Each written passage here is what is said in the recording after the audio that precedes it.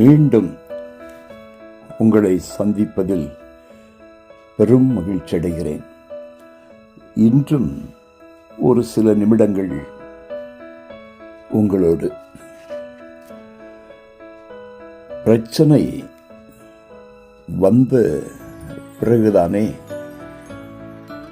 மருத்துவரை அணுகுகிறோம். பிரச்சனை வந்த பின்பு மருத்துவரை அணுகாமல் இருக்கக்கூடாது. ஆனால் வருமுன் காப்போம் என்று சொல்வது போல வருமுன் கவனமாக இருக்க வேண்டும் என்றும் ஒன்று இருக்கிறது தானே. சரி, இது ஒருபுறம் இருக்கட்டும்.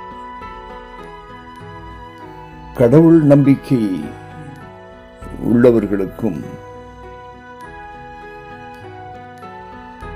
நல்லதை செய்கிறவர்களுக்கும் நல்லது நடக்கும் என்பது முன்னோர் சொல். கடவுள் நம்பிக்கை சரி, கடவுள் நம்மை காக்கிறவர் என்பதை எத்தனை பேர் வாழ்க்கையில் உணர்ந்திருக்கிறோம்? நல்லவர்களாய் வாழ்ந்தால் நல்லது நடக்கும் என்பதை எத்தனை பேர் வாழ்க்கையில் உணர்ந்திருக்கிறோம்?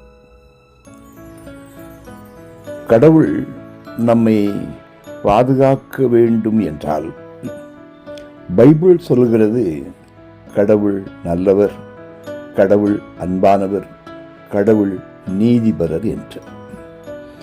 ஆதலால் நாமும் நீதி உள்ளவர்களாய், நல்லவர்களாய், அன்புள்ளவர்களாய் இருந்தால் மட்டுமே நமக்கு நல்லதை செய்கிறார். நாம் நலமாய் வாழ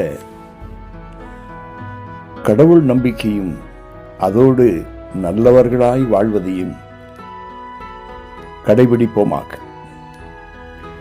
மேலும் தெரிந்து கொள்ள பைபிளை படியுங்கள்.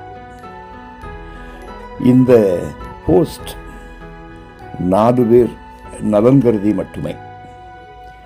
நான் பெற்ற நன்மைகளை யாவரும் பெற வேண்டும் என்பதை. கடவுள் நம்மை ஆசீர்வதிப்பாராக. நன்றி.